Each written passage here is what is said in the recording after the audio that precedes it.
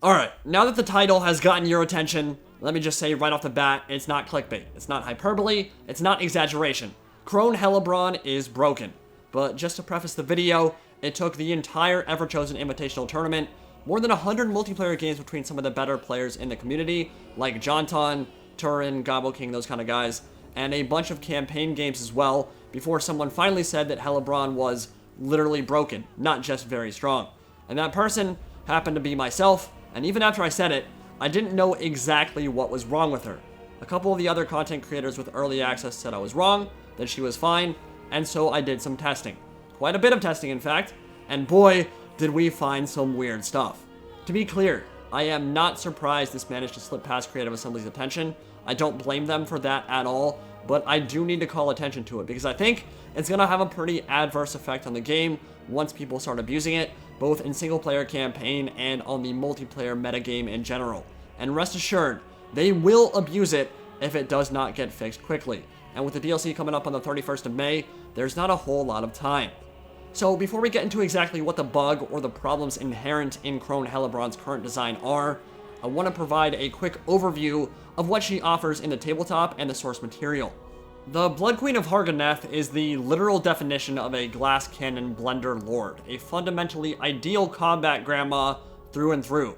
On the tabletop, she is initiative 9, amongst the highest combat initiatives in the entire game, always strikes first, has a massive number of attacks per turn, and hits like a truck. One of her less impressive stats, that base strength 4, which is essentially how hard she hits, isn't actually what her strength is in practice, because Hellebron, when equipped with her unique magical items Death Sword and the Cursed Blade, hits at strength 10. Literally, the hardest you can hit in Warhammer Fantasy Battle tabletop. To give you some frame of reference here, a Black Dragon hits at strength 6. Grimgor Ironhide, widely known as being a monster in close quarters combat in the lore, typically strikes at strength 7 with Gitsnick. So she is terrifying. But the trade-off, of course, is that she is very squishy, especially when unmounted, has incredibly low armor, and can't provide the same kind of support or durability of other Dark Elf lords. Now, obviously, tabletop stats and lore don't have to be carried over perfectly into a video game. It does not need to be a one-to-one translation, but I think keeping true to the spirit of a character and what they bring to the setting is still very important. In Total War Warhammer 2, her ability to mulch through infantry has been transferred very nicely. She has pretty absurd melee stats, a ton of damage output, and she should. Carving a path through infantry is what she is literally designed to do. On foot, she has 70 melee attack, 20% physical resistance, poison, and base weapon strength of 470, with a bonus for infantry and armor piercing. And she is able to buff that weapon damage to absolutely obscene levels with Heroic Killing Blow, Witch Brew, and Blood Frenzy. It is not uncommon at all to see her running around the battlefield with 100 plus melee attack and 700 plus weapon strength. But you don't have to just roll her on foot. On the Cauldron of Blood, she gives up some of those stats for 80 armor and a mount that is even more efficient at mowing down foot troops like so many blades of grass. None of this is a problem. Again, this is exactly what she's supposed to be able to do.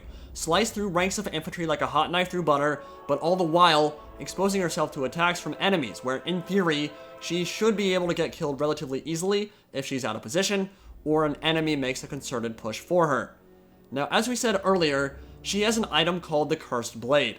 It's one of the 2 weapons she dual wields in the lore, and in the tabletop, one of the unique special rules for the Cursed Blade is that any unit or lord who rolls a 1 to hit against her receives an automatic strength 4 backlash attack that damages them instead. Basically, this demonstrates her ability to always take advantage of adversaries who don't strike hard and true. If you come at the Queen, you best not miss. And as an absolutely ancient Dark Elf who has been perfecting the art of the kill for literal millennia, who has outlived 99.99% of all elves ever born, it makes a ton of sense that she would be very, very killy. Now in Total War Warhammer 2, the text explaining how the ability actually works is pretty confusing, but what it's saying is, when enemies are losing combat to Hellebron, she nukes them. It's that simple. On paper, a beautiful idea. Very admirable that CA has worked to keep true to her tabletop special rules, and this is one of the best ways I could think of to represent that. Enemies are failing in their attacks against her because she's winning combat, so they take damage. The problem, of course, comes in the implementation of this special rule, and this is where things get really weird. The Cursed Blade is like Spirit Leech and Flock of Doom rolled into one. If she lands a successful attack on a single model in a unit, and she is technically winning combat, the damage component will go off, and will continue going off whether she remains in combat or not. That has already caused quite a bit of confusion. A lot of the tournament players from the Everchosen Invitational thought the ability only popped when Hellebron was losing, but it's actually the other way around. When she's winning combat, she is nuking everything she touches. Now the question is, when is she not winning combat? Gaze of Cain, Heroic Killing Blow, Witch Brew, these abilities with quite low cooldowns mean that she is almost always hitting substantially harder than most, if not all, other lords in the game. She's on the Dark Elf roster, even before this patch, one of the best melee factions in the entire game, and it's pretty rare for them to be losing a melee engagement anyway. And especially now, with the new tools the Dark Elves have come with, support from the Blades of the Blood Queen with their 18% Guardian passive, and Blackguard of Nagorond, who together can pretty much melt any unit in the game when under the effects of Gaze of Cain and her buffs, mean she's almost always winning in melee, against pretty much any faction in the game, which means she is always triggering this ability, constantly nuking enemies of any unit type in general, doesn't matter what it is, whether it's single entity lords, monsters, monstrous infantry, or groups of foot soldiers, for 500 to 1,000 damage a pop, even when she's not in combat with them. Again, let me reiterate here. All she has to do is land a single successful attack on an enemy unit, even if it's just clipping one guy at the very edge of that unit, and she will do between 500 and 1,000 damage to the entire group of enemy infantry or to that single entity. 500 to 1,000 damage for one successful attack. Rather, I should say, on top of the damage from her successful attack. Now, the Cursed Blade debuff is supposed to be active for 10 seconds with a 20-second blocked period where the HP drain cannot be placed on the unit. This is supposed to prevent her from constantly refreshing the nuke over and over while in melee with the same unit. But in practice, that is not how it works at all. Please allow me a demonstration. When Hellebron leaves contact with this unit of clan rats, they have roughly 55-19 HP. She is no longer attacking them, and as she pulls away, we can see that the Cursed Blade debuff is active, but should be blocked for 20 seconds, meaning that it should not be doing damage. The first stage of the HP drain is passed, we are in the second stage now, but it continues to drain health, and it continues dropping all the way down to 4859. This is almost a 700 damage nuke for landing one successful attack, pulling away, and draining them for a full 10th of the unit's health, while she's not even in combat, while she's not exposing herself to damage in any way, shape, or form. That 700 damage done on top of the damage she already outputs in melee. Here, we see her enter melee as the first stage of the debuff begins after a successful attack, and you can see that the first 10 seconds are supposed to do damage, while there's a 20-second grace period afterwards where it should be on cooldown. What happens now, though, is that she is 20 or 30 feet away from combat, not even near, and the second stage begins. They start at 6,011 health, and by the end, they're at 5411. 600 damage. Against a Doom Wheel, surely something we can all agree a Cauldron of Blood should not be excelling against, given that it's supposed to be blending infantry. 2 successful attacks in very rapid succession leaves the contraption at 3570 right after charging. So it's already lost 500 health about a second after being charged, immediately loses 70 health from the drain, and then the debuff kicks in. By the end, we are looking at a Doom Wheel with 2976 HP. The Cursed Blade having done 600 damage while Hellebron is off gallivanting somewhere else, hitting other units or running away. Again, starting roughly at 2212 after the last attack, then dropping to 1684. Even against Rat Ogres, starting at 5013 health, they get taken down to 4089. Almost 1,000 damage from a single proc of the Cursed Blade, and they started that engagement at 5800 health. They lose more than a fourth of their health because of a single successful attack. Meanwhile, the Cauldron of Blood is rampaging through the entirety of the enemy battle line, refreshing this debuff on every single unit that dares to get close. If she hits 3 or 4 units in a matter of 30 seconds, she can deal 6,000 plus damage easily without any effort or micro whatsoever.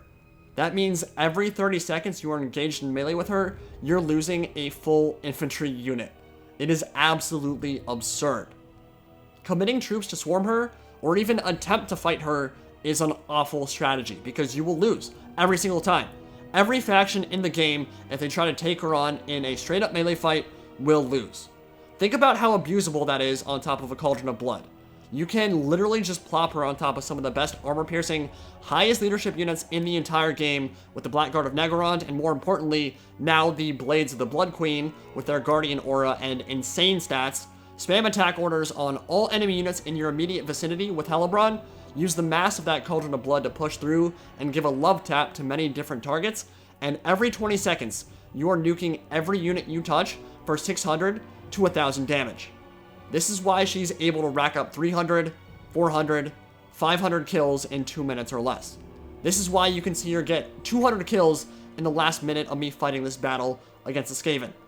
This is why she is the top killer on the end result screen in pretty much every battle she's been in, and why she probably has like an 85% win rate in all games for and against since we got access to this DLC. Seriously, watch that kill count as the last minute or so of this battle plays out against Gobbo King. She's not even in melee for half of it, but everything around her just dies as her kill count skyrockets. There is no other lord in the game that can come close to doing that kind of DPS without spending resources like Winds of Magic. I don't want to hear that your Malekith can get 500 kills with a bunch of Blade Winds against Skaven. That is unreliable damage that you're spending resources for. This is reliable damage with minimal effort, minimal skill, no cast time, and there's no limit either. There's no upper bound. She can continuously refresh this debuff over and over until everything on the map terror routes. Now, I love this DLC. I am having a blast with it right now. The lords are really fun, they're really unique, they're really interesting. It's the asymmetry, it's the in-depth design of units and lords. That is exactly what makes this game so special, why it's so much fun. The last thing we want is lords to be stripped of their cool, unique abilities, because then all the flavor, all the excitement, all that stuff will go the way of the dodo, and we don't want that. We want cool stuff to be on cool lords, but we can have those things without them being brokenly OP in both single player and multiplayer. There is absolutely no way this mechanic is working as intended right now. It is almost 100% bugged, and if or when it gets fixed, it is not going to make Hellebron less fun to play.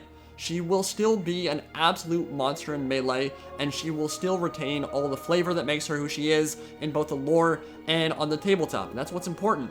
The Cursed Blade is so broken right now that it cannot possibly be intentional the way it works. It is a Mortis engine on steroids, like Devolve was before it got nerfed, on a character who can already slice through infantry formations in about 5 seconds and easily rack up hundreds and hundreds of kills in melee without those things. It rips through monsters, it rips through single entities, it rips through elite infantry, even high tier units just melt before it because every 20 or 30 seconds they're getting a debuff that takes 600 to 1,000 of their health.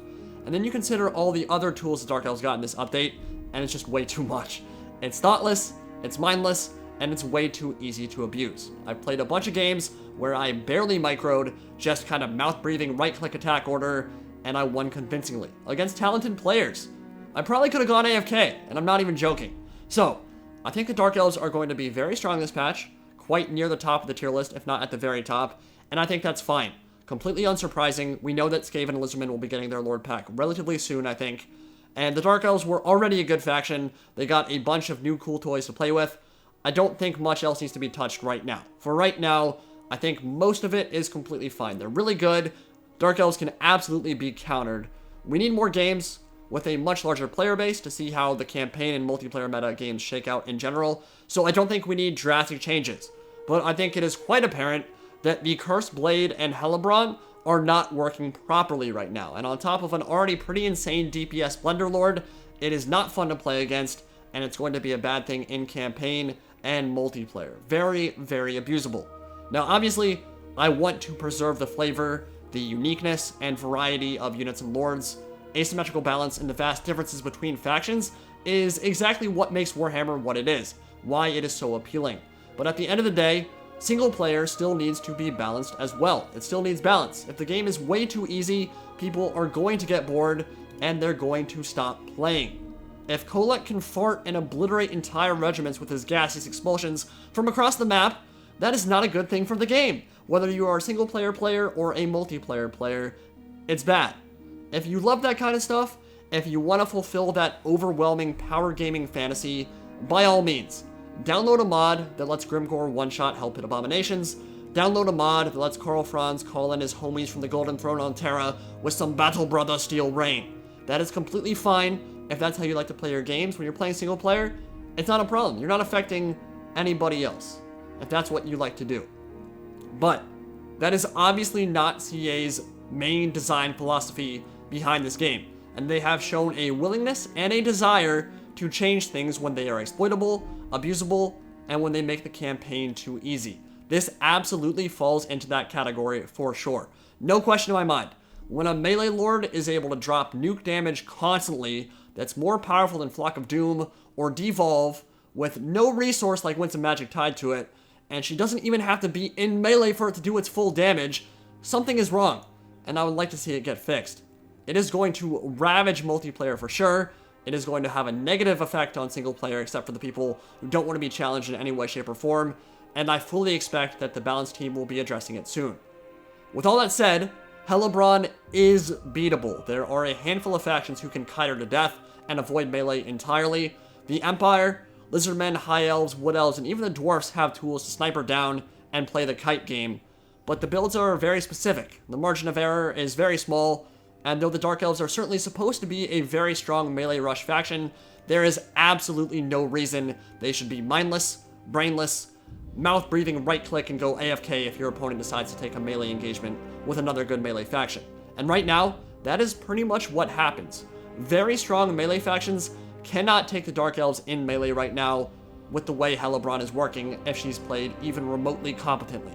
So, let me know what you think of all that craziness. Let me know what you think about the tests. Again, thank you to Creative Assembly for an otherwise awesome patch. It really is a great DLC that I think a lot of people are really going to love. There is just a ton of content here. I have been having a blast with the Queen and the Crone, and there's just a lot to love. I don't want to harp on the bad, because there's so much awesome work that went into this, and they really have done a fantastic job, and it's great. But the best way to get stuff fixed is to bring attention to it. And I think those tests show beyond a shadow of a doubt that something is very wrong with Grandma Saggy Bags, and we can leave it there. Tons more content coming. See you next time. Indie Pride, signing out for now.